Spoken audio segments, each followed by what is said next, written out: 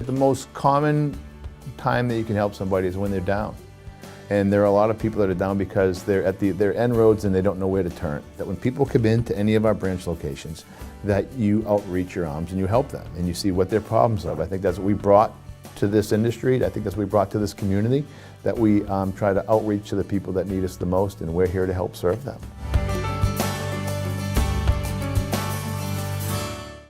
At this point, we'll call the meeting to order. Please rise for the Pledge of Allegiance.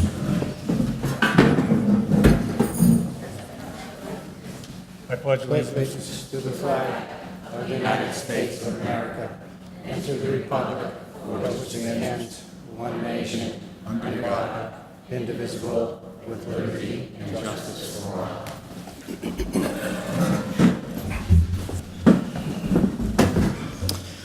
I apologize for the delay. Chris King had notified me yesterday a work requirement that he was going to be unable to make the meeting tonight, and Heather has informed me that Mary Gershman is sick, and Mr. Cody I haven't heard from, so we'll move on at this point. Before I get started, Dr. Malvey, did you want to make an announcement? Yes, just two quick announcements, if I may. First, unfortunately, people do retire after many years of service in the district, and I'm saddened to announce that Sandy Bilas, our accounts payable and benefits coordinator in the superintendent's office, has submitted her letter of resignation for purposes of retirement effective July 15. Sandy has been with the district for 22 years, and my short time here in the district, I've realized that she's one of the several go-to people in the building, certainly from a historical perspective and her knowledge of not only benefits, but when we need to find that file that may have been misplaced, Sandy is always willing and able to find it. So I want to congratulate her on her new life down the road and thank her for many, many years of work and service to the Spencer East Brookfield Regional School District.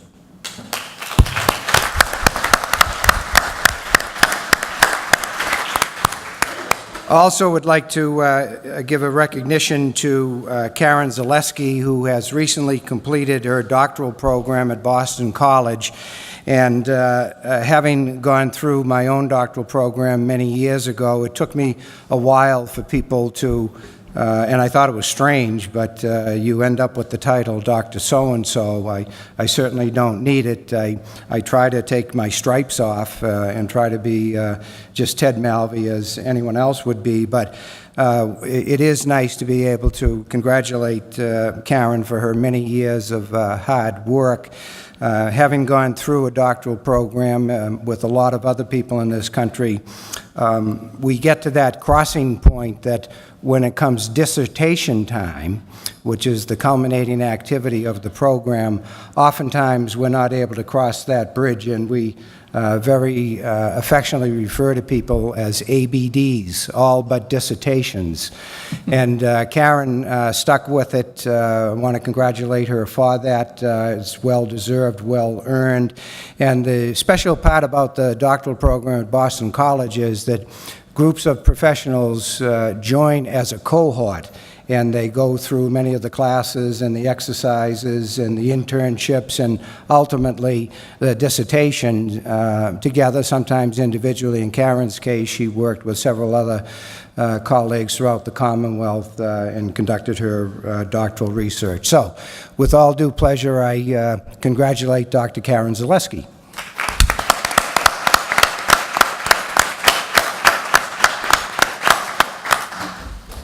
Thank you, Dr. Malvey. The first item on the agenda will be student reports, high school and Knox Trail.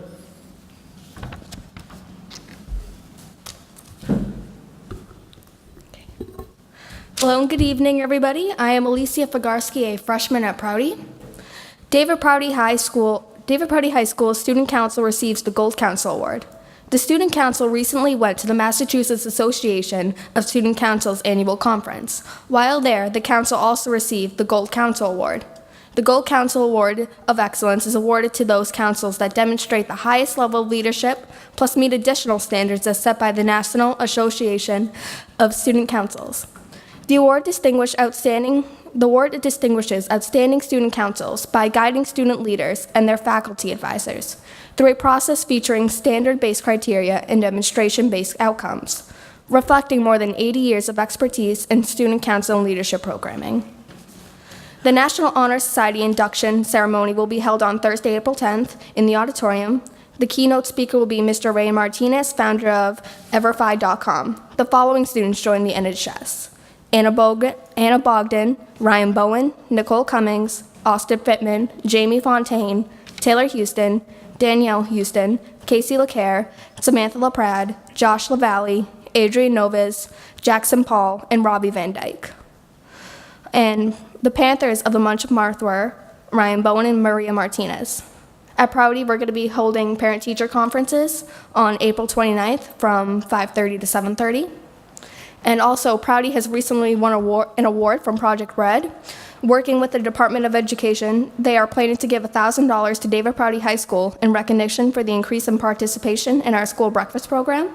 We were chosen to receive the money because of the Food Service Department's effort around your new Second Chance breakfast program. And the money is sent with the intent that it would be used to support food services and the continuation in breakfast model change. Breakfast participation has increased by over 600%. Also, on April 24th at Papa Gino's in Auburn, they will be holding a fundraiser for Dan Martin. 20% of the proceeds will go to help for his medical bills. And finally, the most prominent issue I want to address based on the student body, and I am sure plenty of people will bring it up tonight, is the internet issues at the schools. The lack of internet at the schools has caused a lot of difficulties in the daily routines of the students and teachers. Though we may have textbooks, the internet can provide videos, which give an in-depth experience. In a biology class, it's a lot more beneficial for a student to take a tour through the heart, for example, than to just see a 2D diagram in a textbook. A lot of the AP teachers also use PowerPoints with video links in them as a tool in their lessons. They can't provide either the PowerPoint or the videos. This also affects student projects. If a student doesn't have internet access, we can't do research, we can't email our teachers for help, and we can't even present, which, of course, student learning, student teaching is also very beneficial for us. Our generation has grown up with the internet and relies on it heavily. Of course, modern technology is built up to this, and without the internet, like expensive tools we have at the schools, like smartboards, they've almost been rendered useless. So why have that thousands of dollar smartboard there? Thank you for your time and support, though. We appreciate that, and we know that you'll work with us so we can come to a decision for the teachers and the students and the school committee meeting that we can all agree on and make it better. Thank you. Thank you.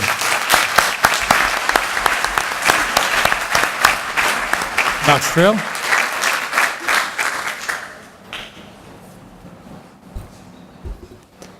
Hello, my name is Jackie Bokus, and I am a member of the Knox Trail National Junior Honor Society. Today, we are honored to have Matthew Malone, Secretary of Education, and two state representatives, Ann Goby and Peter Durant, along with Superintendent Melvey, visit and tour our school. Art, science, English, and world language classes were visited by these distinguished guests. Tomorrow is the second annual Ripple Effect Festival. David Prouty members of the club will come to Knox Trail to conduct a series of hands-on, pro-kindness, anti-bullying workshops.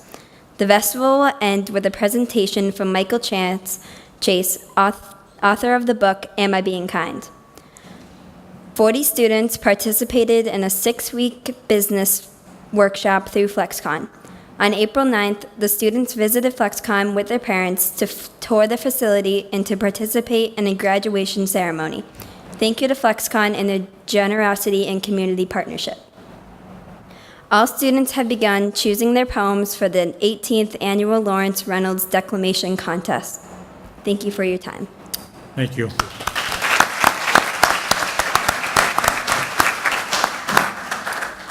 Next item on the agenda, Teacher Association reports. Mark, do you have anything? Yes, sir. I have Okay. a report.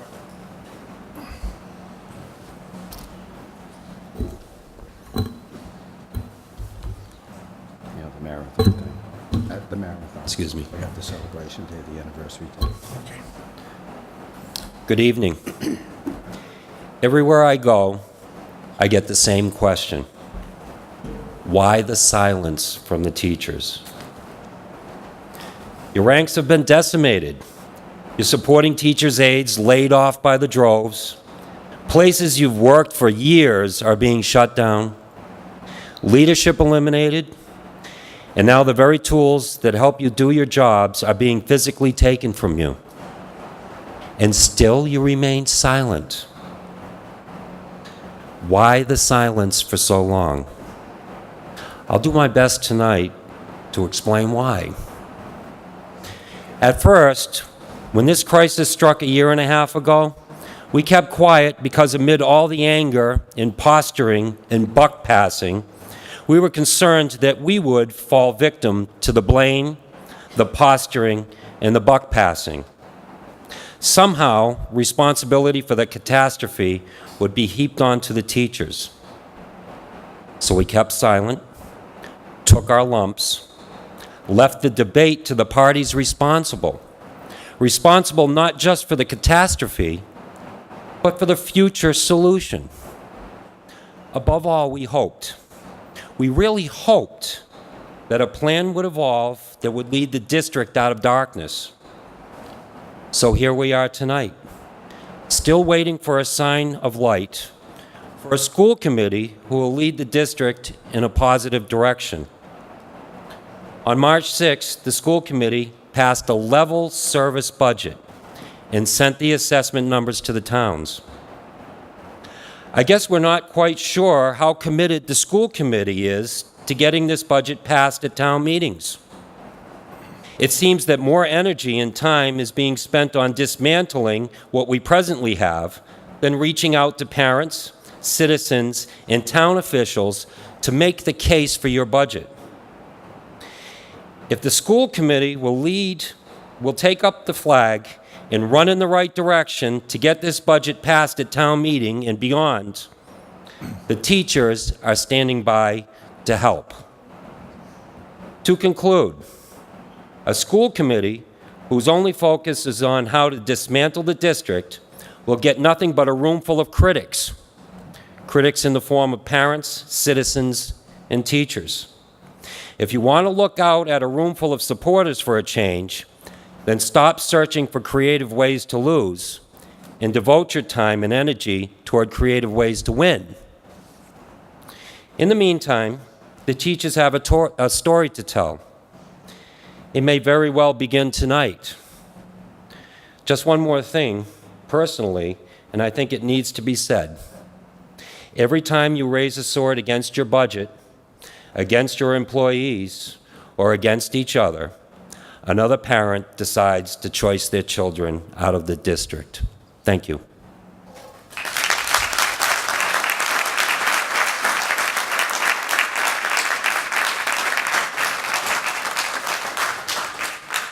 Next item on the agenda, hearing for visitors.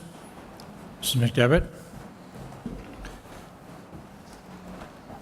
Just to let you know, I got this in the mail from the GIC, but I have not received anything from Axial, and I'm getting concerned. I know that the deadline is going to be coming up. I need my health insurance, and to get this instead of what I was supposed to get, I'm a little upset. Anyone else? Mrs. LeBaire.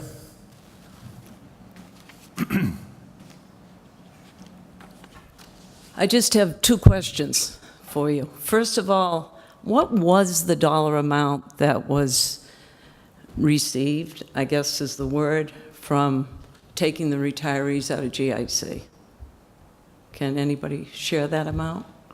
No, we don't know what it is. You don't know what it is yet? No. Well, I guess my second question is, when you know that figure, exactly where is that money going? We haven't determined how those funds will be used and what the amount of those funds are. We won't know that until everybody is registered and selects their plan and everything shakes out as to what people have selected and what our contribution levels are. Once we know what that amount is, then we'll be looking for the superintendent to give us some direction as to how those funds will be utilized. So that could go towards teacher salaries, it could go towards school choice, it could go towards Go towards anything. anything. Yep. Yep. Will that be public knowledge? Oh, yes, yeah. It'll be done here at the school committee meeting. It will? Yep. In front of everyone? Yep. Okay, thank you.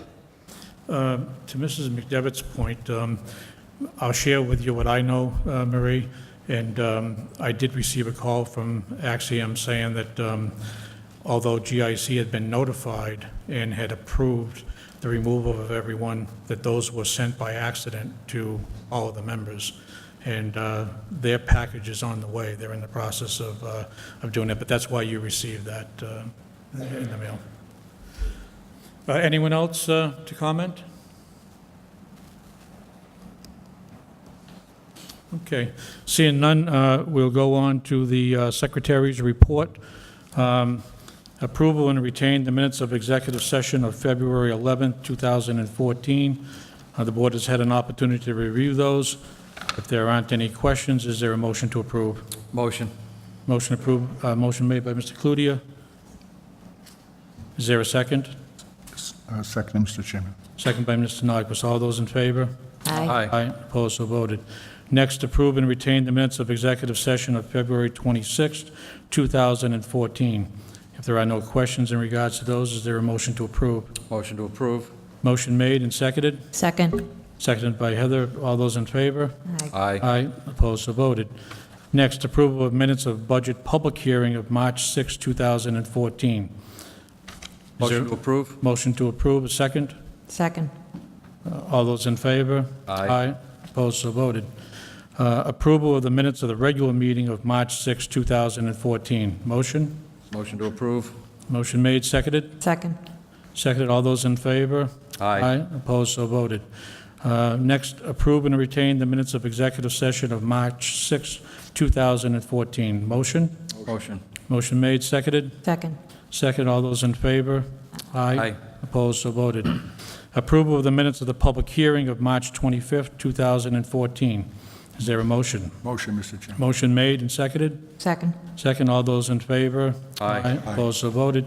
And lastly, approval of minutes of the special meeting of March 25th, 2014. Is there a motion? Motion. Second? Second. Motion made and seconded. All those in favor? Aye. Opposed, so voted. Next item on the agenda, financial report, approval of the expenditure report of March 31st, 2014. Dr. Melby? I'm going to pass that on to Julie, but I'll come back to it because we're requesting this evening a transfer of funds, and I'll explain the reason for that and where we'll be able to recover those funds from the FY14 budget, specifically to continue with our computer purchase that we have found ourselves in this late time of the year. But I'll hold on that till Julie covers the report part. Julie? Do you want me to go over the detail of it? Excuse me? Yeah, okay. Yep. All right, so for the transfers that we're looking for, on the first page, we have a couple small ones to cover substitute time. At the bottom, that is the $45,000, moving money from other technology lines to hardware and software. That's the transfer we talked about at the last meeting that is needed to upgrade the 250 computers. And then on the next page, these are the transfers that we're looking to make with money we have now saved throughout the year from either savings or not spending things. We're looking to move $100,000 to buy new computers and $140,000 to put into out-of-district tuitions, which will allow us to keep more money in circuit breaker to cover a cost of a move-in next year. And do you want me to go over where it came from?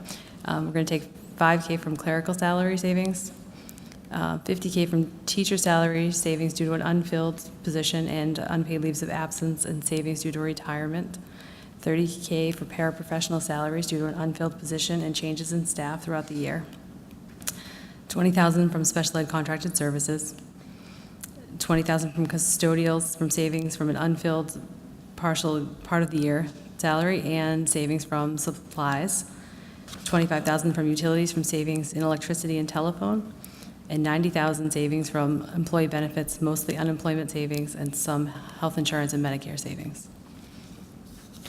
Okay, before any questions to the board, Dr. Melby, do you want? Well, if I can put it in context, one is the mechanical move of the transfer of money, which we do, I won't say at every meeting, but frequently at meetings. And then all transfers, as any move financially, have to go through the financial overseer and then ultimately to the Commissioner of Education. But if you can backtrack to, I think it was our last meeting, I came forward to the committee, and the committee was well aware of this issue we were dealing with respect to our computer system going out of business due to what's called the XP operating system. Now, for those of you that are living this at home, and then certainly as the students are and families that are aware of it, the impact of this change in the schools, this XP system has been going out of business for several years, and it's controlled by Microsoft Corporation. The district, for whatever reason I can't put my finger on, but the district had not taken appropriate steps to deal with it in the long run to gradually adjust for the inevitable, and that is our computers would be inoperable come April 8. Many school districts are faced with a similar issue as anyone that's running a computer on an XP system. But over the course of time, most organizations, including schools, have geared up to make appropriate adjustments. We were not able to, whether that was financial or whether someone let it slide by, but ultimately we had our backs against the wall as we were approaching April 8. There was literally nothing that administration could do, nor the school committee could do, because we had no available resources. But right from the get-go, for those of you that have been following us for many, many months, I had always indicated, let's hold on until the fourth quarter, if we can get through the school year into the fourth quarter of our financial year, to see if we're able to recover any money. And if we didn't have any catastrophic issues and we could survive the winter, we could be in a position that we may be able to recover money. We didn't have any additional money, but recover money. Because early on, in the early part of the school year, we put the budget in a freeze. And we did that on the backs of education, if you will, by either reducing or eliminating expenditures for discretionary items, and then certainly even with non-discretionary items, we became very tight, if you will, on what we could release and purchase. Fortunately, we were able to survive the winter months. We've had some bumps in the road, and we've had some failures, we've had some leaks, and we've had some roof issues. We've had some computer issues with computers breaking down, and also some of the air conditioning units breaking down that required replacement so that we wouldn't blow up our head-end rooms, if you will. So now that we're into the fourth quarter as of April 1, and this is not an April Fool's joke, but I had brought to the committee's attention at the last meeting that we may be able to recover some of this money. And I asked them on good faith that if they would allow me to free up $55,000, and they did not object to that, that then I could move forward on upgrading a certain number of computers, and I'll go into that technology end of it in just a moment. And I also said to the committee that if they so allow me to go forward, hearing no objection, that I would come back at a follow-up meeting and identify where we would take that $55,000 from and transfer it from certain areas into the technology arena. And that's what Julie just went over this evening.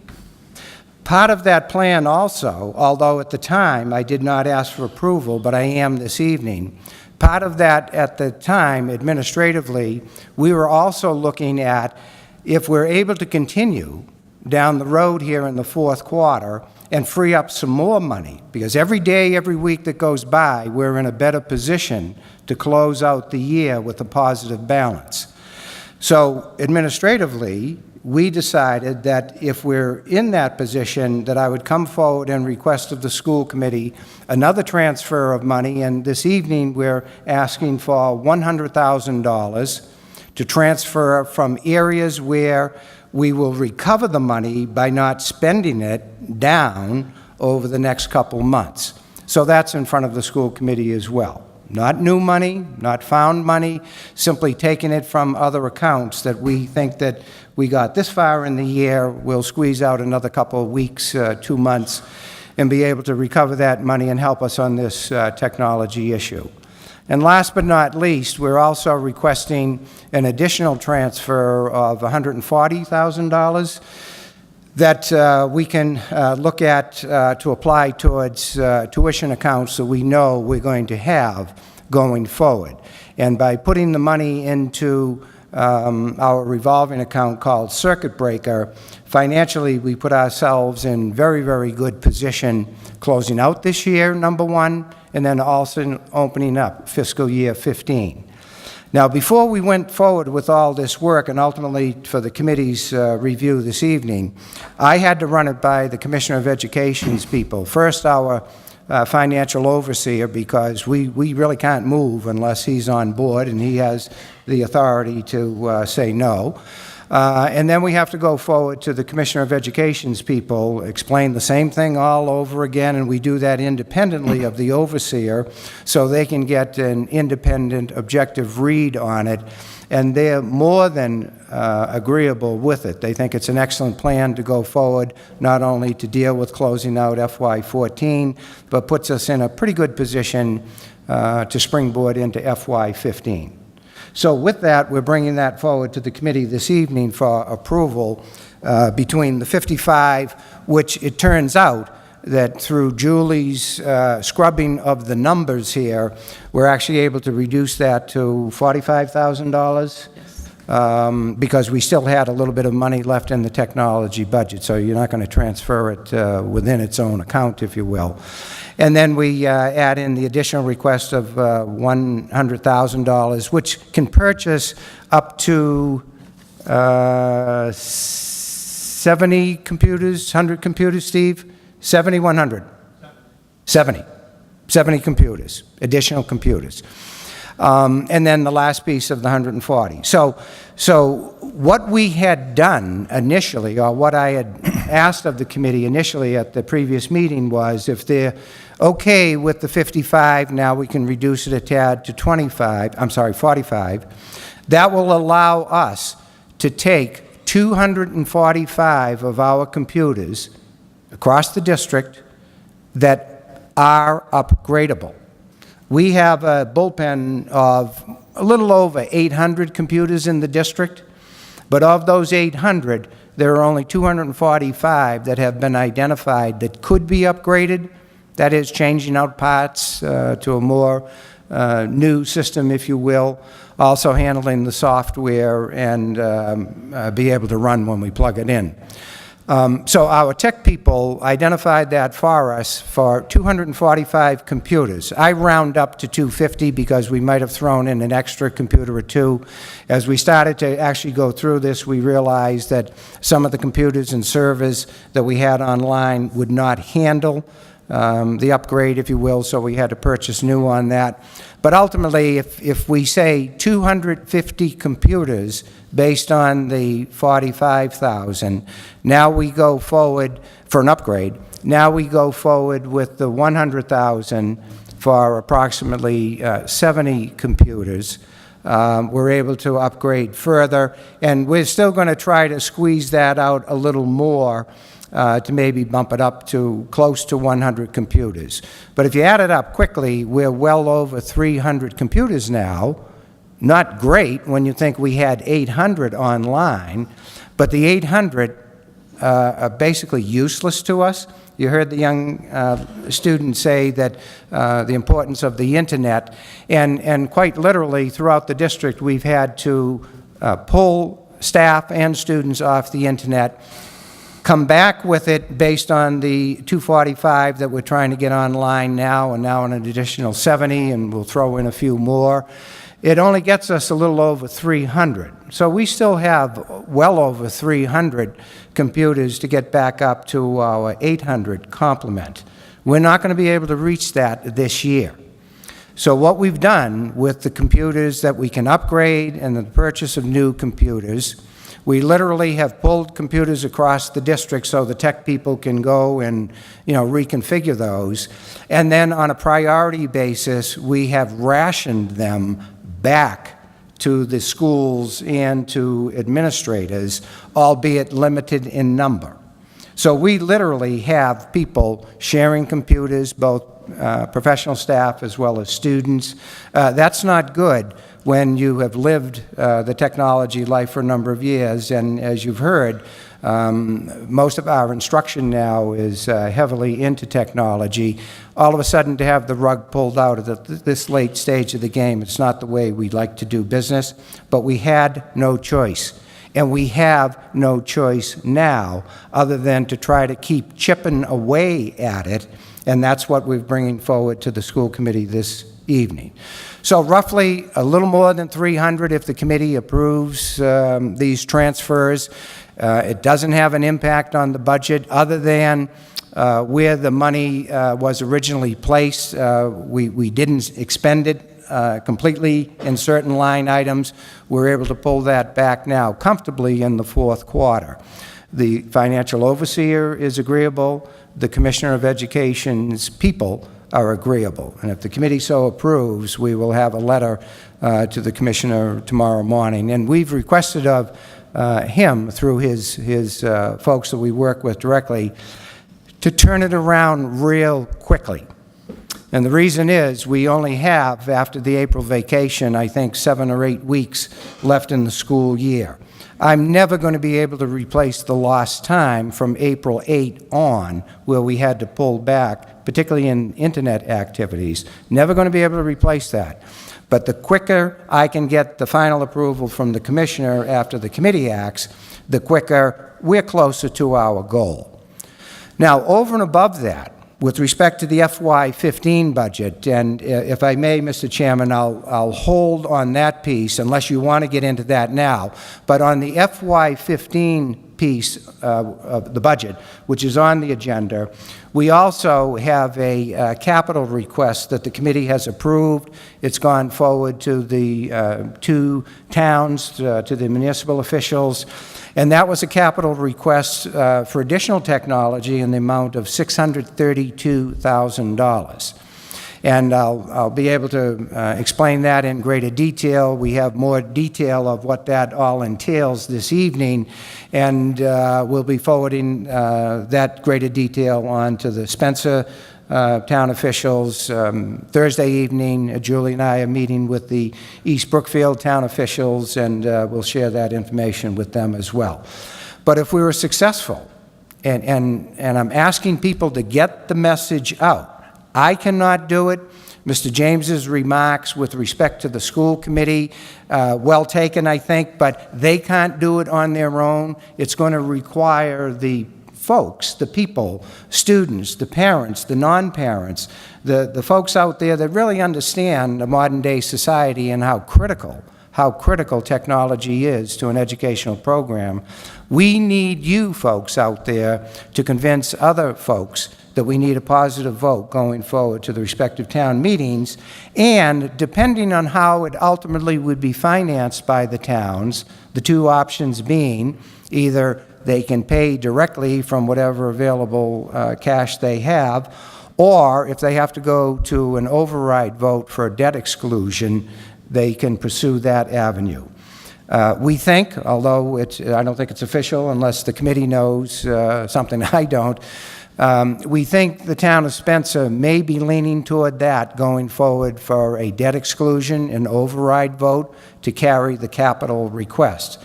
We're hearing a different story from East Brookfield that they are saying they think that they can find a way or are willing to find a way that may be able to avoid a debt exclusion. But they'll make the final call on the municipal side if they're supportive of it. And I will tell you right now, if we do not get a positive vote in both communities, we cannot move forward with it, and we're going to be further behind the 8 ball come the start of the new FY15 school year in late August. We have no rabbits in our hat to pull out. There is no funding mechanism from the Commonwealth of Massachusetts to bail us out. Hopefully, we can squeeze out a few more dollars before the end of June out of the FY14 budget, as long as we don't have other expenses that get in the way. And if we're able to do that, I'll be back here in a heartbeat to the school committee asking permission to move whatever it may be, another $50,000, $60,000, $70,000. And we'll keep nipping away at purchasing additional computers. Ultimately, when this issue is addressed in a prospective manner, that is, everyone understands it, they're comfortable with the rollout, albeit it's late in the game, then we'll be in a better position to look down the road for the next 2, 3, 4, 5 years, because typically you go on to a 5-year cycle for replacement of your computers. That's an industry standard.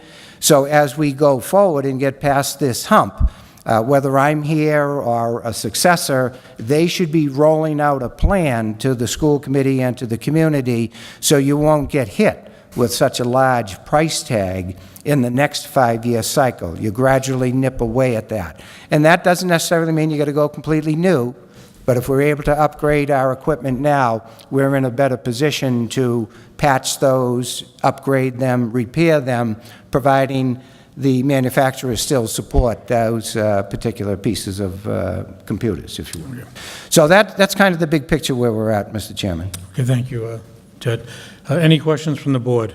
Mr. Chairman, I just heard Dr. Malvey say, but is there any state grants that will help any district upgrade from these XP Windows?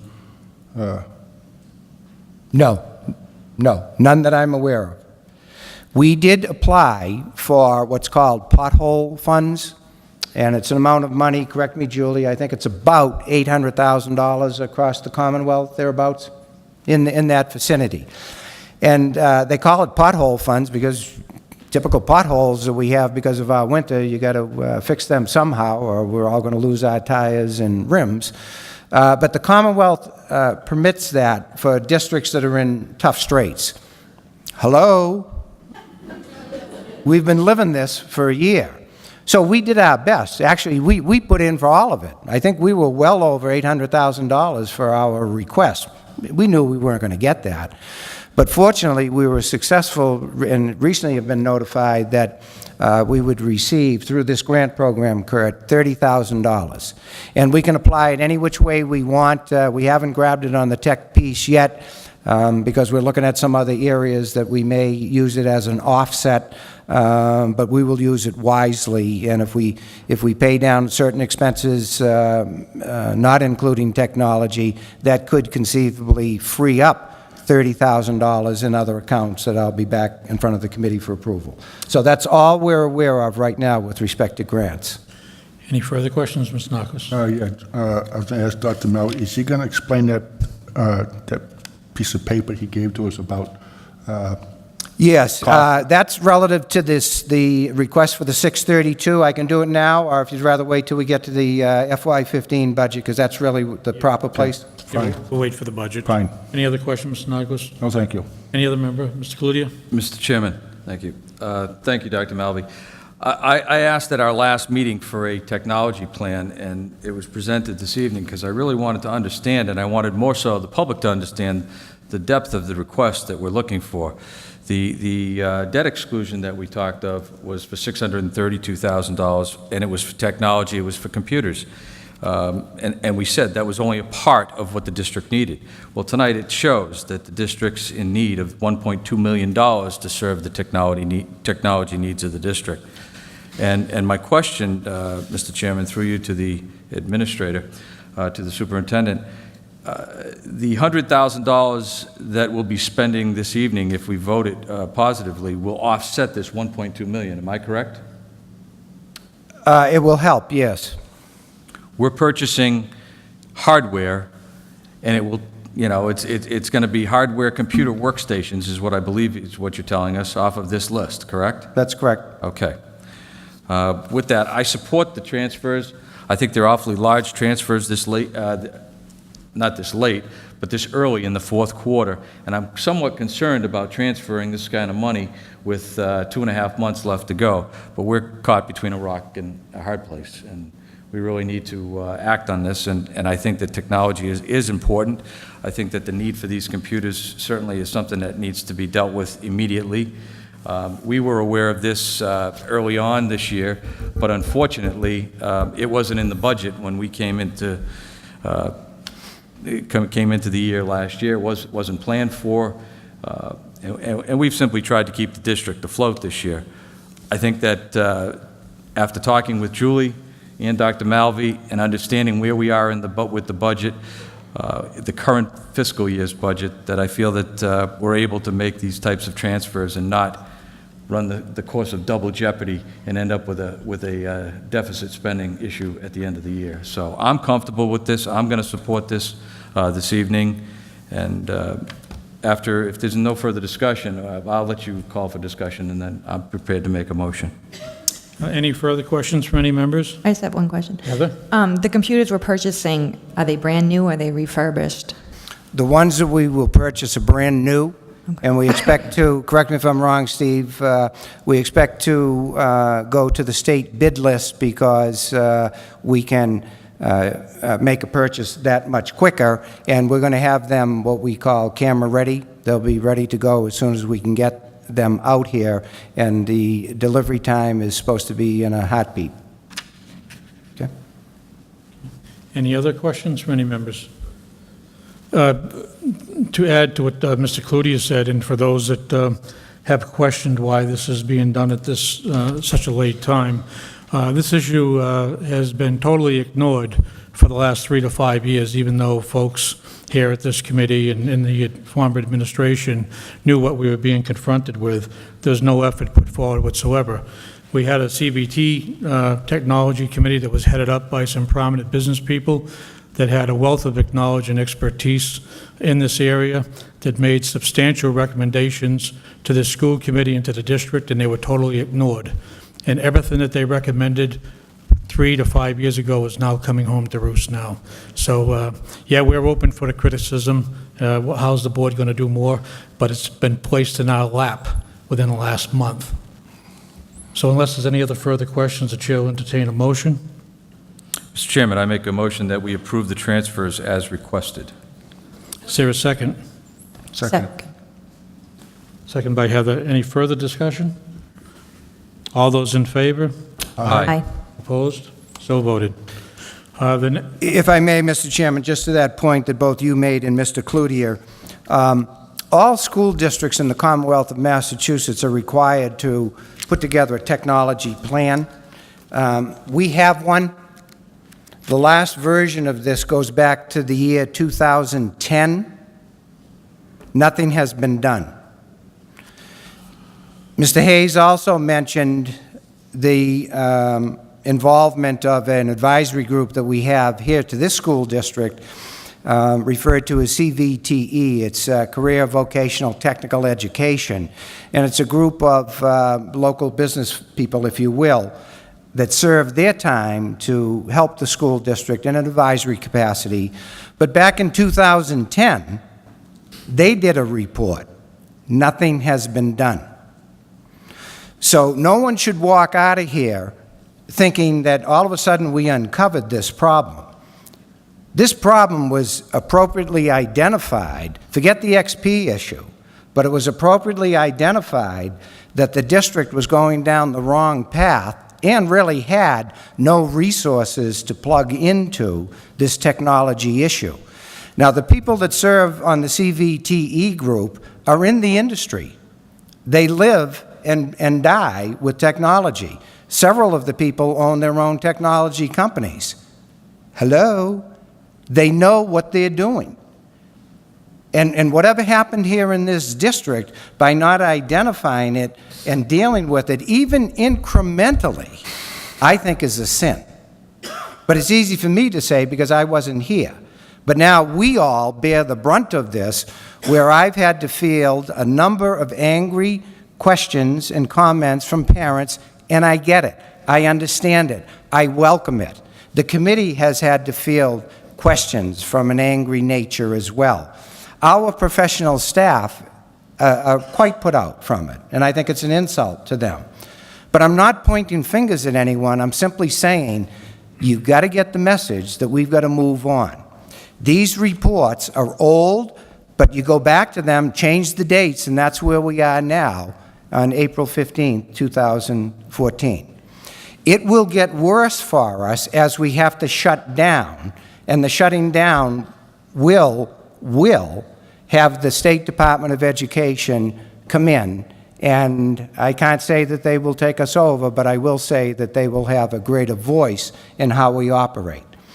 Just about everything this day and age is governed by technology and requirements that the State Department of Education brings forth to school districts, whether it's regular education, special education, whether it's financial procedures and reporting, student information data, health information, go down, all the way through.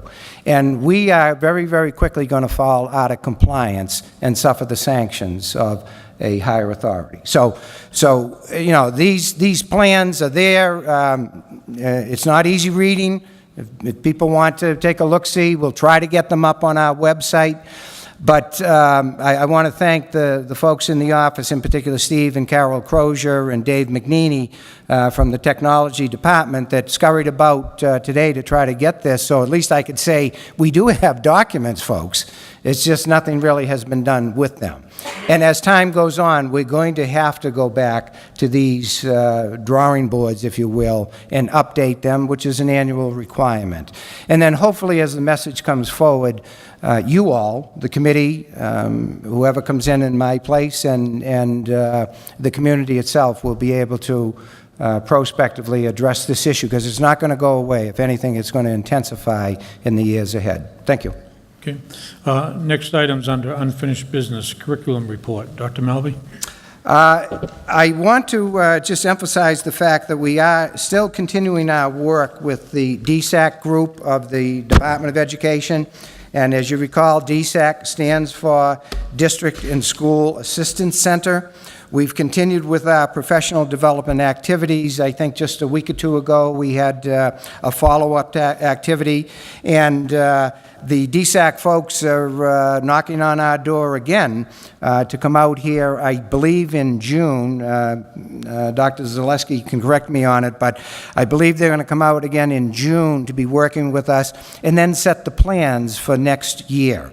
We are one among many school districts throughout the Commonwealth, but in our geographic area in the Worcester County, I think there's upwards of 20, 30 or so that are in a similar situation as us. But I can tell you, we are getting the attention of the DSAC people. And to your question, Kurt, about grants on the computers, we've been fortunate enough to apply and receive several grants through the DSAC activity. And if you recall, I've said on a number of occasions, if we had to do it alone, we don't have the resources. We don't have the availability to move money, or did not have the availability throughout the year. So we worked very closely with the DSAC folks on their dime, and then as grants became available, we applied, and we were fortunate to receive some of those. But Karen, could you come down and just comment a little bit about the curriculum mapping that's been ongoing and where we're at with that? Thank you. Thank you. So Dr. Malvey is correct in stating that we are continuing our work with DSAC. At the last professional development day, we continued to map the curriculum in pre-K to 8. So where we're at with that is we're focusing on math and ELA, and we've developed our pacing guides and several units. And it's a work in progress, but we're making remarkable progress. And even despite our computer issue, we anticipated that this was going to be a problem, knowing it was coming down the pike. And most recently, with the grant that we've received, we've been fortunate enough to purchase binders and paper copy the units. And I have a hired staff member out of that grant that's assisting me with taking those units that have been developed and working with faculty across this district pre-K to 8 to give me uploaded copies of the grant as they continue to evolve.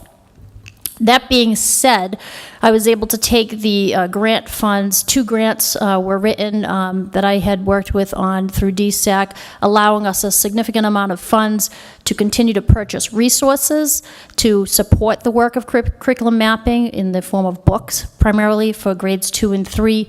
And most recently, we've identified some funds out of that grant also to assist in the area of math and give that some attention. DSAC is very eager to continue their work with us.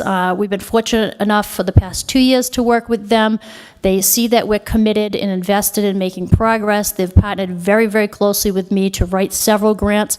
They have recently expressed their continued willingness to work with me to engage in those efforts.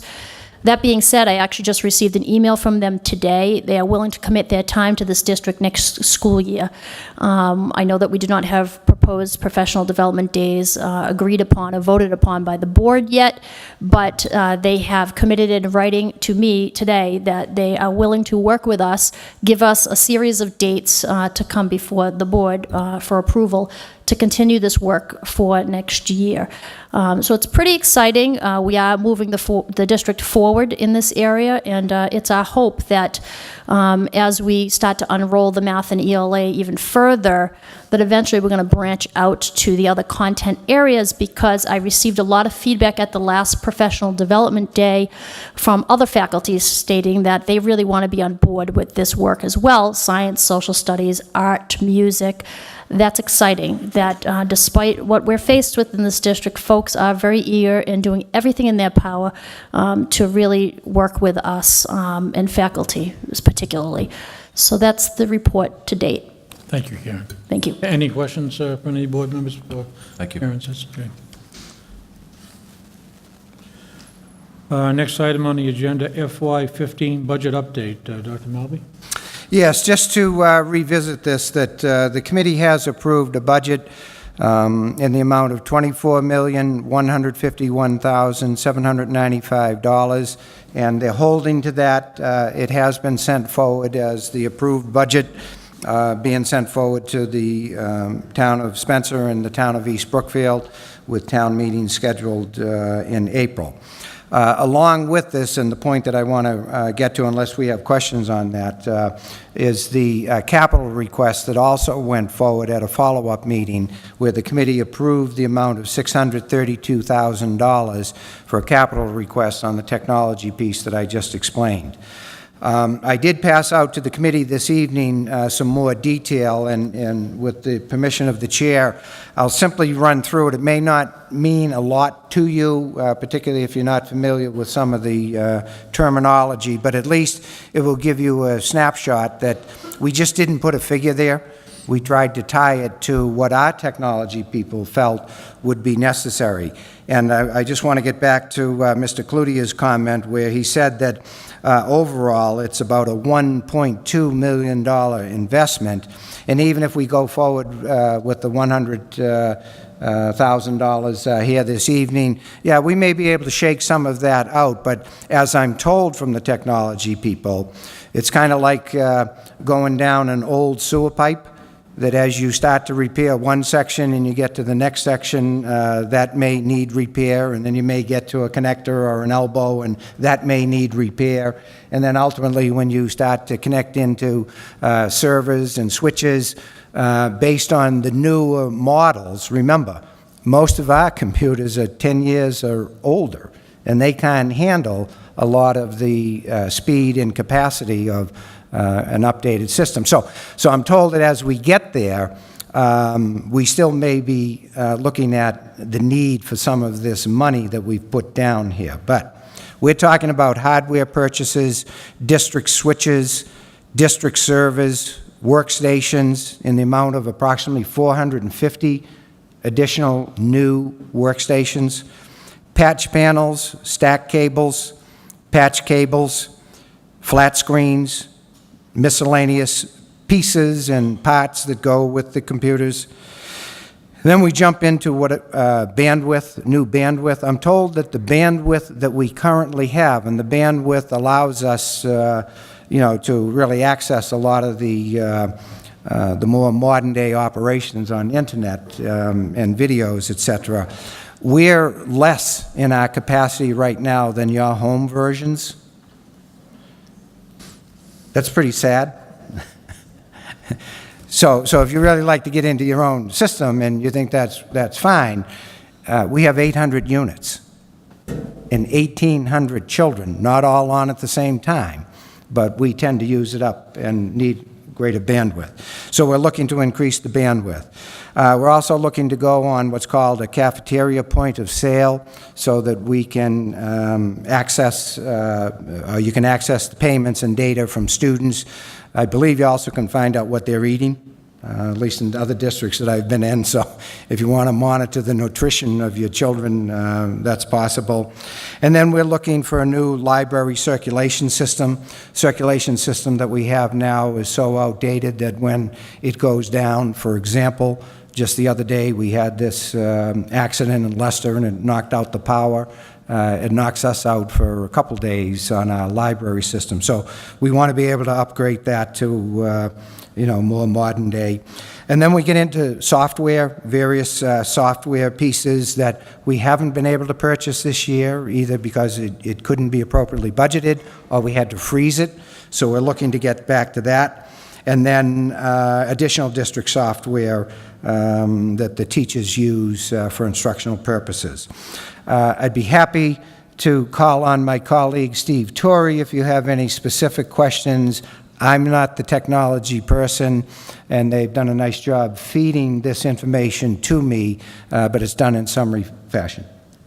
Any question from any board members? Mr. Nordquist? Mr. Chairman, through you, Dr. Melvi, I made the motion for the debt exclusion for the computers, and I got a lot of calls, and they asked me, what is this for? And I have no expertise about computers, so I said I didn't know. And I would get back tonight and ask Dr. Melvin, if you're watching on TV, maybe he can explain. This 632,000, this is what you just said, or is there more to that for 632,000? Would you please explain to people in the audio or on TV basically what they're going to get their money's worth? In short form. Yeah, it is, Kurt, from what I just went through. But Steve, could you come down? Could I ask you, and just to highlight in response to that question, what it does and what we have available? And we will get this up on our website, all right, so people can look at it. But basically what we're looking at, remember if I benchmark 800 computers, we were over 800 computers, and if we're able to go forward now with 245 and an additional 100, so I round up to 350 computers.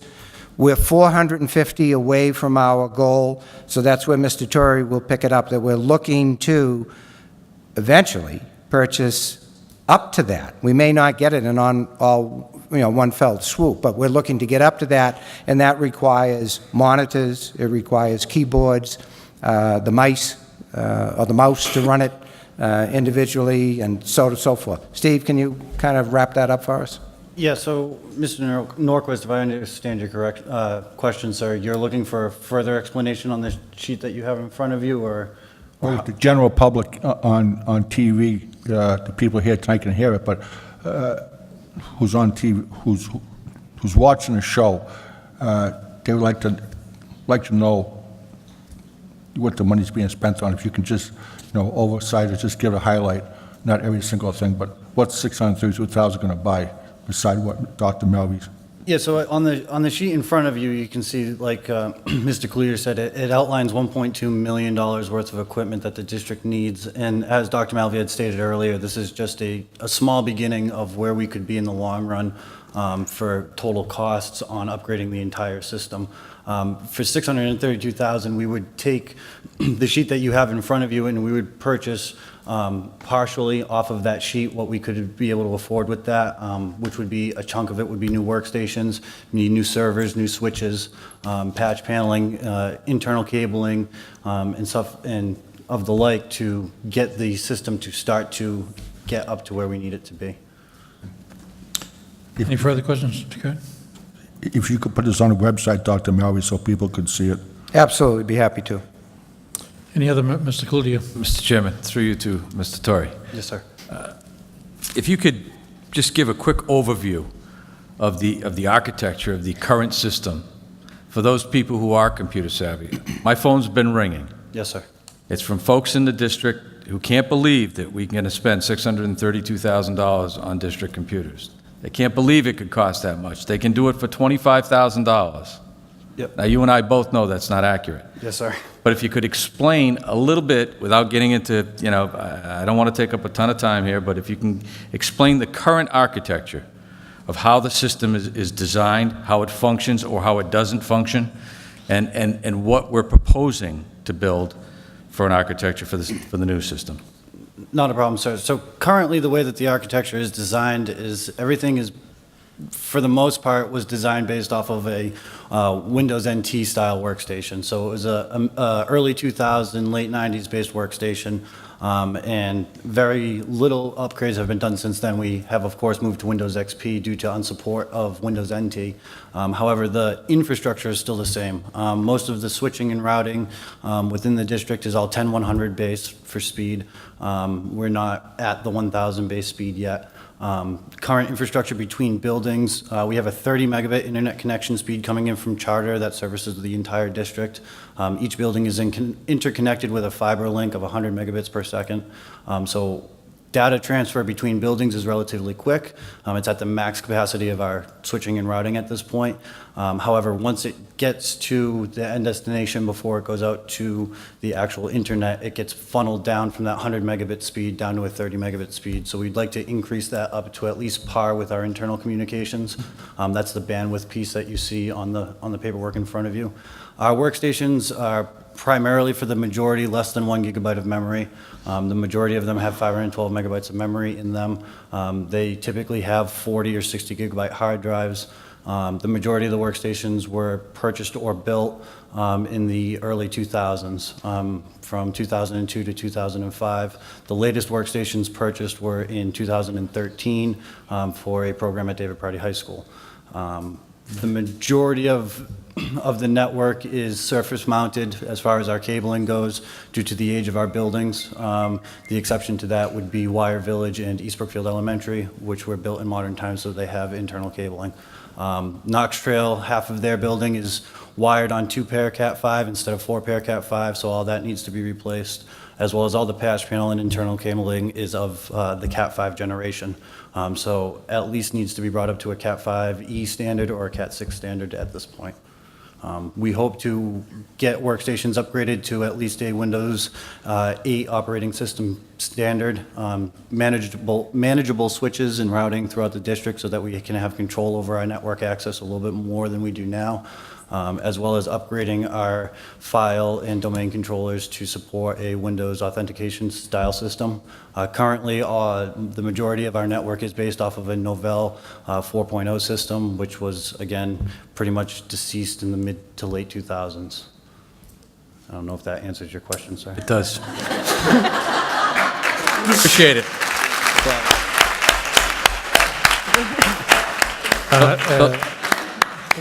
Mr. Chairman, so, Steve, thank you very much. It does. Not a problem, sir. And for those of you that understood that,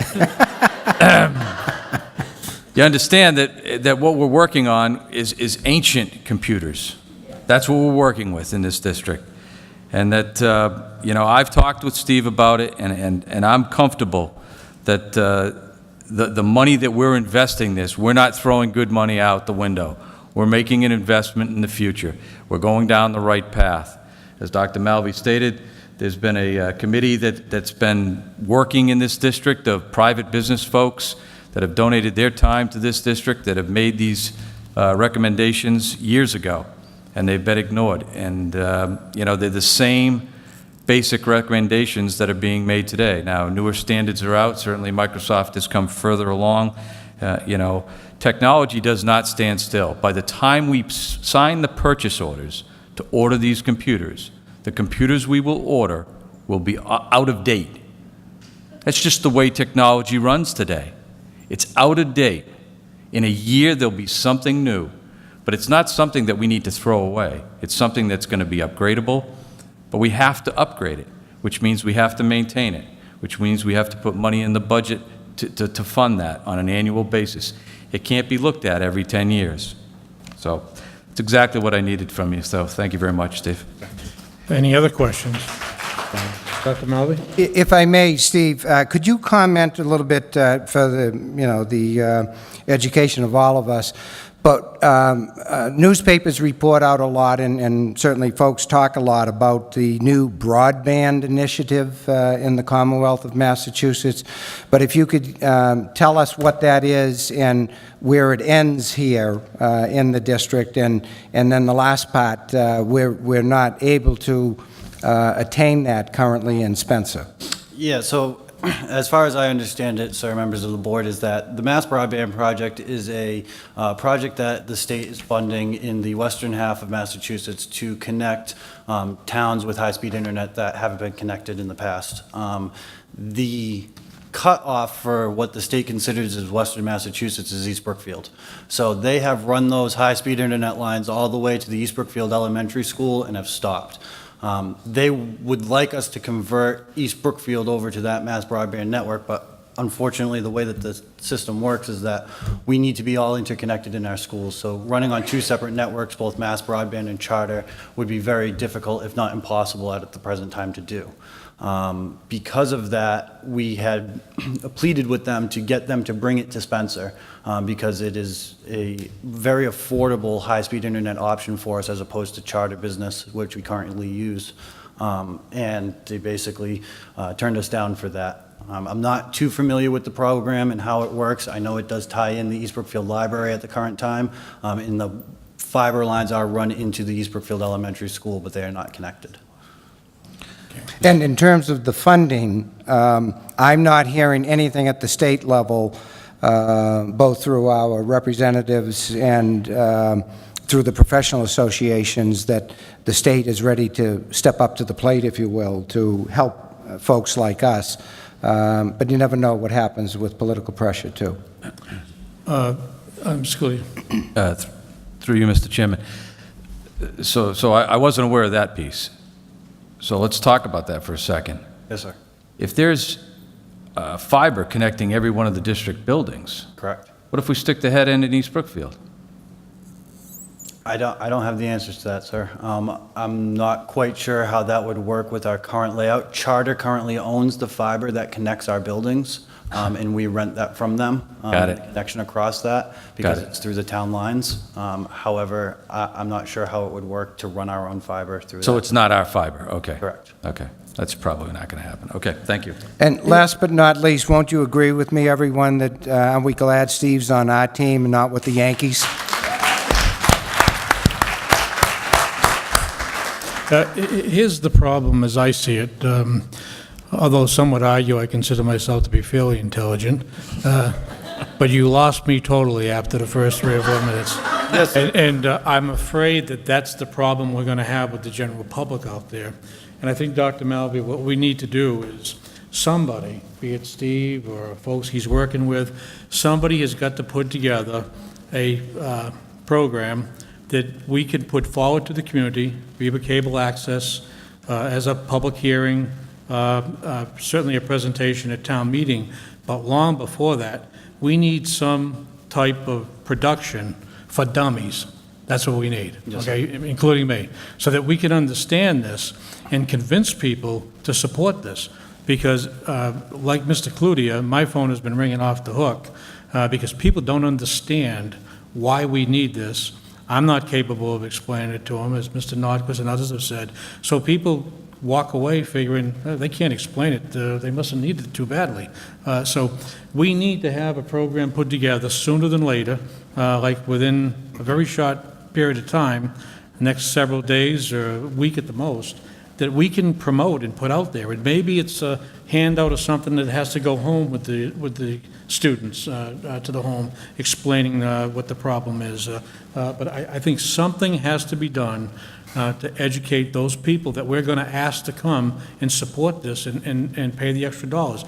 The people in Spencer have always been more than willing to support debt exclusion articles where they can see that a certain amount of money is going for a certain function and no board can take it and wiggle it out and use it somewhere else, and it's for a certain period of time, and when they pay for it, it's done.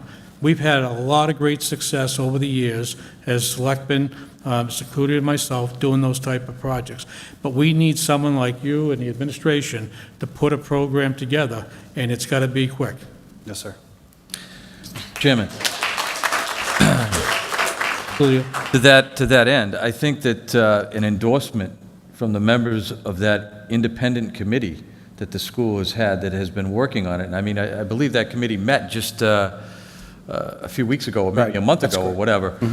These are prominent business people that aren't tied into the political ongoings of the communities, whether it be the schools, whether it be the individual communities, but I think maybe add some credence to what's being said. And if those folks are willing to have their names put on this, and they understand that, you know, geez, this person who runs this business, this person who runs this banking institution, you know, their IT departments have analyzed this and have come up to the same conclusion, that it may add some credence to this whole thing, and people may see their way clear of approving it. So I think that might be another avenue we should just look at. To Mr. Cloutier's point, I spoke to Mr. Lucia today, who's on that committee, and I think they would be more than willing to do that. They were a little put out that their recommendations, you know, got put on the shelf to collect dust, but they're still willing to help us. They're still willing to come forward. And I think that would be a great endorsement to come from those folks. Absolutely. Mr. Nyquist? Mr. Chairman, I was going to ask Steve, you talked about megabits, 100 megabits. They own the fiber optic that goes into the schools. Yes. So we're using that now, 100 megabits, is that correct? Between the buildings, it's 100 megabits per second. Leaving after all the communication tunnels down and leaves out of our main connection, it gets tunneled down to 30 megabits per second. Because I see on TV, Charter advertises to get people to sign up. I don't know if this is a false advertisement, but you can get 100 megabits compared to Verizon and AT&T. So is that a true statement they're saying? Yes, and that was the point that Dr. Malvey made earlier. 90% of our students have a faster high-speed internet connection to their home than they have access to at school. Okay, thank you. Yep. In closing, I might add, and Mr. James, this might be a great spot for you and the teachers to step up with this committee and help us put some production together, and have teachers be part of this, explaining to the taxpayers why you need this in the classroom. I think it would be a great thing for both of us to be working on. Steve, do you have any more comments, or does anyone else from the board have any more comments? Thanks for all you do. Steve. Thank you.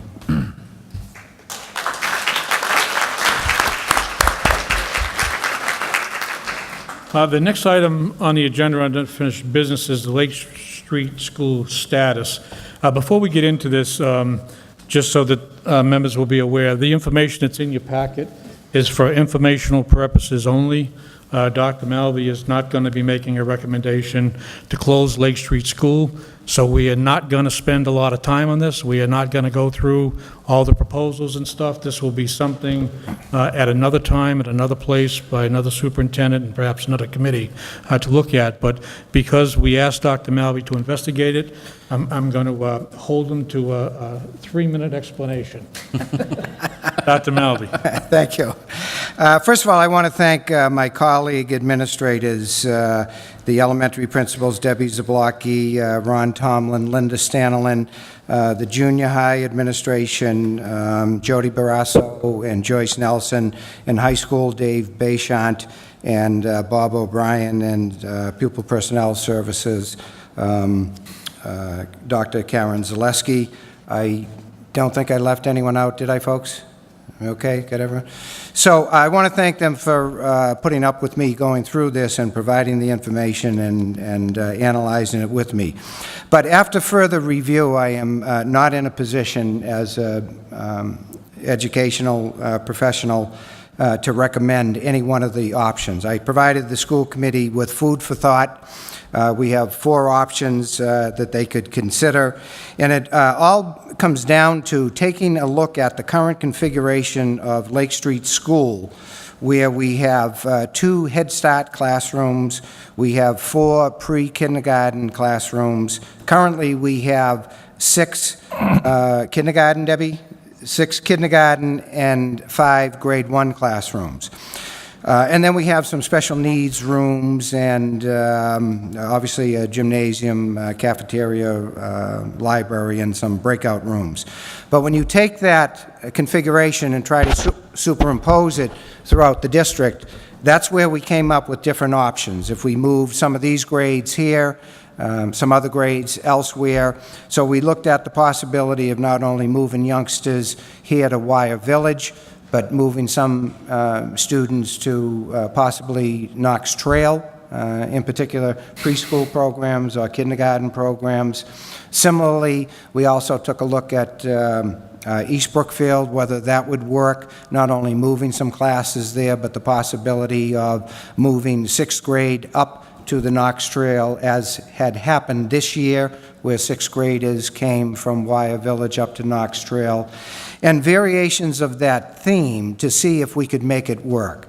The end result was we would be really crowding too many children into ancillary spaces, if you will. The classrooms seemed to work, but almost in all of these options, we were coming up short anywhere from 4 or 5 classrooms, depending on how we configured that. Even though on a rainy day we would get everyone into the elevator, I can't justify it as an educator going down the road because it may not work in year 2, it may not work in year 3. And I guess I'm an optimist in the end, that I think that as we start to work our way out of the issues that we have had and continue to have in the district, I firmly believe that people will start to come back. They'll take a look at us, and there'll be kind of a rebirth, if you will, of the Spencer East Brookfield Regional School District. Mr. Cloutier is oftentimes commenting on the fact, gee, are we a district? Should we be one? Should we look at ourselves? And I guess when you are a regional school district, you should. But quite honestly, I don't think we're there yet, and that's a shame given this day and age. But rather than force people into it to say, on my best judgment, gee, we can make it work, I suppose in the end we would make it work, but it's not in the best interest of education. And ultimately, I have to live with myself when I leave this district that did I contribute anything working with the people, or did I leave such a conundrum that it's going to take you some time to get out of it? The point being that going down the road, if we do have people come back, and then certainly we want to do things differently, maybe to reconfigure and go to a middle school concept at Knox Trail. Similarly, if the high school project comes back, I think you have a better crack at it, and there's more to be done then rather than now. Okay, thank you, Dr. Malvey. Mr. Cloutier? Mr. Chairman, thank you. This item was spawned from a motion that I made during the budget hearings, and was immediately criticized by some folks. And as this board moves forward today, next year, year after, and other boards move forward in years to come, people are going to have to start at this level, at the board level, thinking outside of the box, thinking of different ways to do things, because if we get up every day and we do things the same way, we should expect the same results. If you want a different outcome, you have to change the variables that you're working with. I asked through a motion, this board supported it, we sent it to Dr. Malvey for his review. I accept his report, I accept his opinion, and we'll move on, and we'll leave Lake Street as it is for now. I do think that we need to look at our district, and when the need arises for us to change, whether it be to close a school building, whether it be to change a curriculum, whatever the district needs may be, we need to be willing to openly discuss it, and folks really need to embrace that and not be the naysayers right out of the chute. We do not have private meetings. We have 1 or 2 meetings a month. They're public meetings. We have no other place to discuss these issues except in public session, and I welcome that. And I'm not afraid to throw out ideas, as ridiculous as some of them may sound, and that's fine. I'm not afraid to do that publicly. And everyone in these communities ought to embrace that thought process. We ought to encourage our children to think that way. Think the ridiculous, think the absurd, and then bring it back to reality. And that's what we tried to do. That's what I tried to do. And I think that the exercise of going through this, if Dr. Malvey would have come back and said it's viable, it's educationally sound, and we can do it, it would have saved funds for these communities in this district. I'm certainly not looking to put 5 pounds of groceries in a 2-pound bag. That's not what I'm attempting to do. And Dr. Malvey brings up a good point, and he and I certainly discussed this at length, that even if it was feasible today to do it, we have to look at what's going to happen next year and the year after that. And although we do have forecasting in those areas, we can't be sure. And it's certainly too close, and I certainly respect his opinion. So I just wanted to make those comments, Mr. Chairman. Thank you. Vinnie. Any other members have any comments? No? Okay. Next item on the new business, fingerprinting. You have an informational piece in your packet. Dr. Malvey, do you care to just give us a... Yes, before everyone leaves this evening, if we could get a copy of your fingerprints, we'd be a happy group. You can leave them on the arms of the chair, but there's a new legal requirement in the Commonwealth that employees in school districts need to be fingerprinted, and it's kind of an expansion of the Corey checks, if you will, background checks on individuals, and by going the fingerprint route, we get in sync with many other states throughout the country of doing those national background checks. So we're required this year here for any new hires during the 13-14 year to, even if they've been on board, obviously, to do the fingerprinting with the cost to them at anywhere from $35 to $55. And then as this rolls out, any new hires that would come in at this late time at the year, they would need to be fingerprinted as part of the background check. And then all employees, as we go down the road here, we're waiting for further guidance from the Commonwealth, but all employees then will have to be fingerprinted to ensure the, the safety and security of our children. So it's a new legal requirement. I'm surprised it took so long in Massachusetts. I've been doing it in other states for many, many years. I think it's a step in the right direction. Thank you, Ted. Kurt, question? I just have a couple of questions, Doctor. I happen to read the packet. From time to time, there's always some volunteers that go into the schools and volunteer. They could start next week or 2 months ago. Does that affect them? Yes. So what my question is... If they're in an unmonitored capacity with children, in instances that can happen with chaperones, so we would make it a requirement. So they would have to pay out of their own pocket to... That's correct. Okay, because I know I happen to volunteer myself in the last couple of years, and I plan on doing so. The only thing I was going to say is if the people have to pay in advance, you can probably have less volunteers. But just as a suggestion, if you do have a license to carry, you have a fingerprint on your license, so you could probably use that. I don't have clarification on that just yet. Martha has attended the training session. Can you comment, Martha? First of all, for the volunteers, we have up to the school district to decide. We don't have to do our volunteers. They are required up to the school district. And as far as using fingerprints from other organizations, we can't. Because this is all tied into the Department of Ed. So some people have told me they've had it done at the police department for probably for carrying arms. But those, we have to have our own. But volunteers right now, we do not have to enforce that. We're leaving that up to the school district has to decide. Thank you, Martha. I understand what you said, Martha, but if you have a fingerprint on your license to carry, it goes to the FBI in Washington. I find it hard to believe that the state of Massachusetts doesn't accept that. I mean, we got some serious problems here. And, That's for another day and time. Oh, okay, Mr. Chairman, thank you. Any other questions? No, thank you. No? Anyone else? Okay, next, in your packet, you have some personnel information. Anybody have any questions in regards to some of the appointments that are in your packet? Mr. Chairman. Mr. Cludier.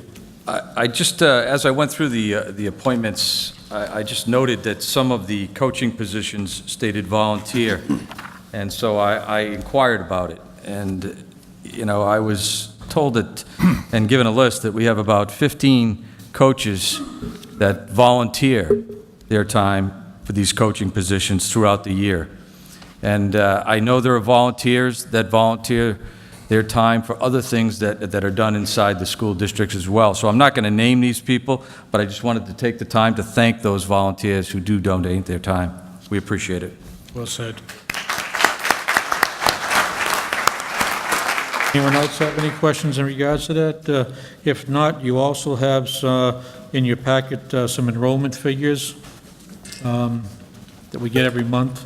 And contrary to some of the comments that we have heard, if you were to look at the enrollment figures, there really isn't a mass exodus going on. Numbers are down slightly, but there's really nothing alarming at this point. Also in your packet, you have the newsletters from all the principals. Thank you, all the principals, for those newsletters. Mr. Nordquist? I'd just like to say, I see at the high school, there's a lot of students, I don't have the exact number, but they're going to colleges of higher learning, and that's a great thing, and I encourage that. And I also see in one of the newsletters on Pride Day in town of Spencer, so I call up and I volunteered myself to enlist, and I want to say thanks. I think it was Lake Street School for putting that in there, so help out the people in the town, get the town cleaned up. Thank you. Thank you, Kurt. Any other comments of any members? No? Hearing for visitors. Oh, I'm sorry. No, that's okay. A hearing for visitors. Yes.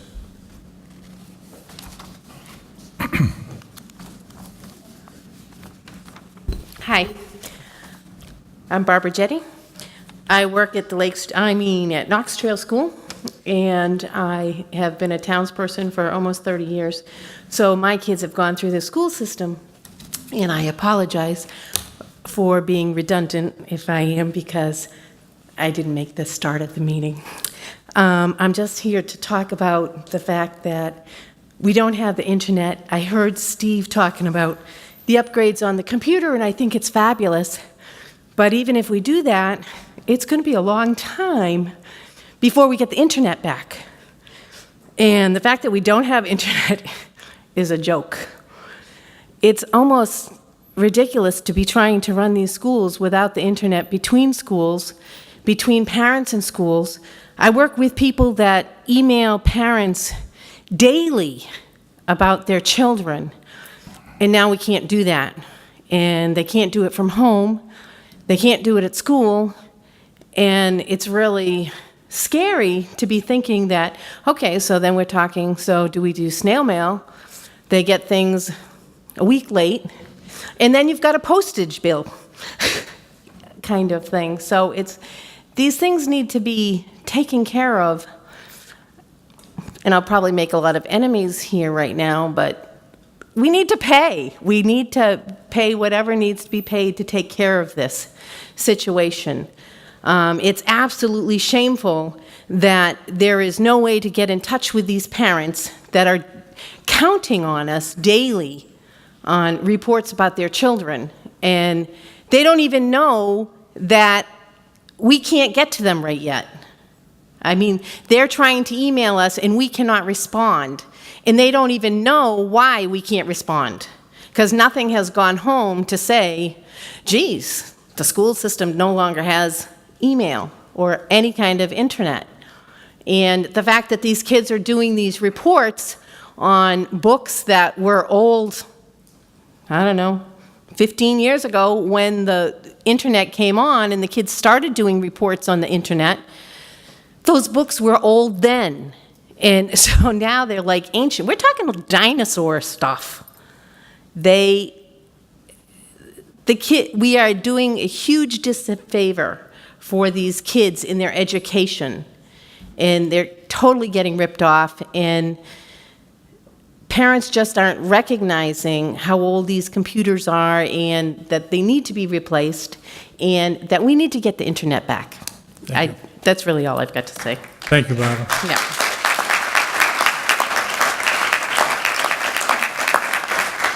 Is there anyone else that would like to speak? Mr. Serba? Bob Serba, 23 Summit Street. I've got two things. I'll be very brief. Dr. Melby, during the last school committee meeting, you had said we would be happy to show where the reductions are and where they came from. In that vein, the other side would like to publicly request again the copies of the bank transfer, the accounts of where this money came from, and where this money was transferred to. We look forward to your cooperation and thank you in advance.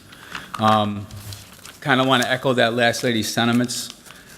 This town has always been willing to pay for educational, especially when it came to debt exclusions, but I think this administration has dropped the ball in a big way, Town meeting, folks, is in 2 weeks. So you're going to have to put that information out and then sell this to the people. And I'm glad, Dr. Malvey, you're sending people out to do your job. The school committee, I was at the select board meeting the other night, and the select board was looking at your list of things, and it was a half a page, it looked no more than a paragraph of what we needed for the school district. You should have been down there selling this to them so they could possibly sell it to the public. You should be on Spencer Cable Access. You should have sold the last 2 overrides that went down the tubes. The same thing's going to happen this time. It's going to go right down the tubes. It's not going to go anywhere, and I hope I'm wrong. But you know what? You got to go out there and sell it, and that is your job. That's not the school committee's job. That's your job. The administration is badly failing this community, unfortunately, and that needs to change. I'd like the privilege of just commenting. Dr. Malloy? Nothing could be further from the truth. I have given every ounce of my professional ability for this community and for the community of East Brookfield. I take umbrage with such divisive comments from someone who I believe does not support education, twists every fact that has been provided to you from the Office of the Superintendent. And your attitude toward the vitriolic behavior in this school district is defeating to the students, to the staff, and to the larger community that I believe supports education. And I will do everything in my power and authority to try to advance the sound purposes of education, but I will not tolerate such divisive behavior from any community member. I take that as a personal and professional insult. That's all. Thank you.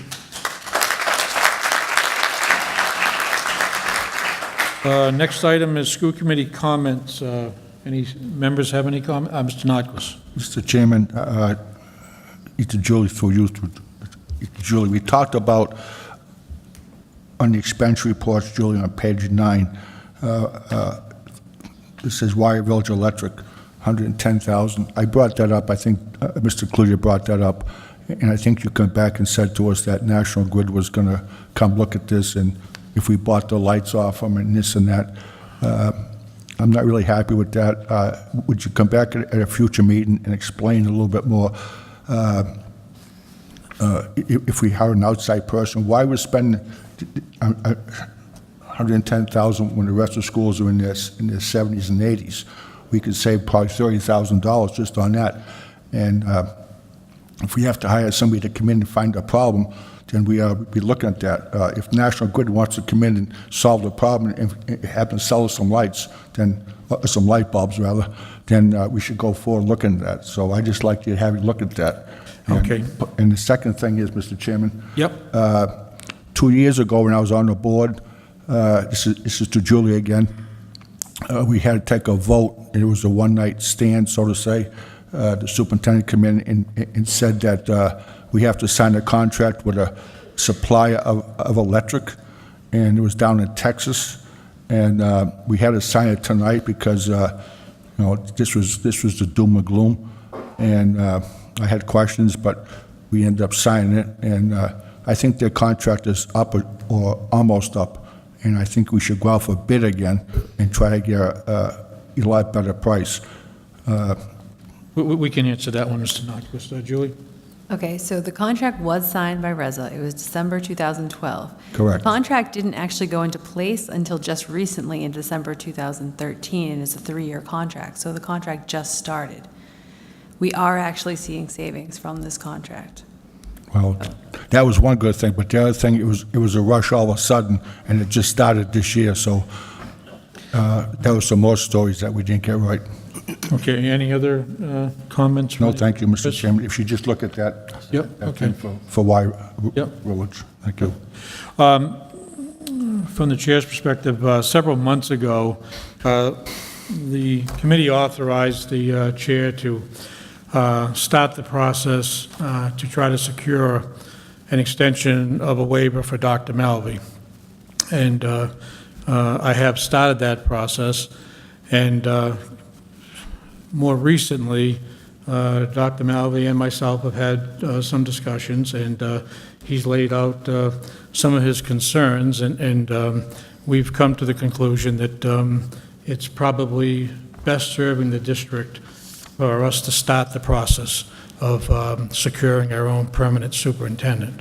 And I would like at this time to have permission from the board to continue talking with Dr. Malvy and making some mutual timeframes that we will work together with. And he has assured me that he will stay and help us make a smooth transition to whatever decision the board ends up making. So if the board would be willing to entertain that in the form of a motion, I would appreciate it. So moved, Mr. Chairman. Is there a second? Second it. Any discussion on that? If not, all those in favor? Aye. Aye. Opposed, so voted. And Dr. Malvy, if you'd like to, if you care to add anything to that? Well, I just want to say that I still am committed to this district to see it through. We're well on the path, I believe, to recovery, and I refer to the reviews by the financial overseer, by the commissioner's office, and from our auditor in terms of the procedures that we have put in place. I think if you listen to what I was saying here this evening with respect to the fourth quarter, we're in a sound financial position, albeit we did it on the backs of the staff and the students by either reducing or eliminating expenditures, but no one's going to get an applause for being in a deficit 2 years in a row. So I think that's to everyone's credit that we can see light at the end of the tunnel, and that will continue as we go down the road into FY15.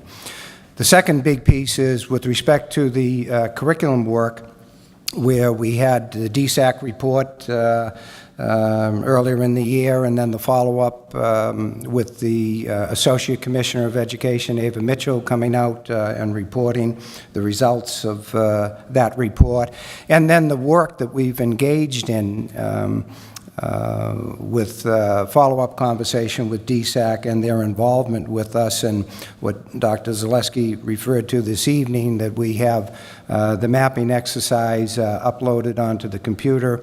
The high school is doing a wonderful job with data analysis, and we're already setting plans to continue our work with DSAC to continue this curriculum improvement. We're successful with grants, and we have a plan in place, and whoever comes in should continue that fine work. So I am pleased to report that we're well on our way. It's not an overnight success. There's probably a good 2 to 3 years worth of work down the road, but I think if people will come together, you're going to have brighter days. And this question about school choice youngsters going out, I think we're going to turn the tide on that. I hope people rally round the issues that we've identified of where we need to have that support. And contrary to what one individual just stated, this is not on the back of the superintendent. Superintendent can put out the message and become the voice, but people have to get up and out of their homes and go and vote. And if we have more positive commentary for people out there of the things that we're trying to do, rather than detract from the school district, I think people will be responding more positively. So I stand ready to work with the committee in any way I can help them with my experience having done transitions in a number of school districts, and I look forward to the weeks and months ahead. Thank you. Thank you, Dr. Malvy.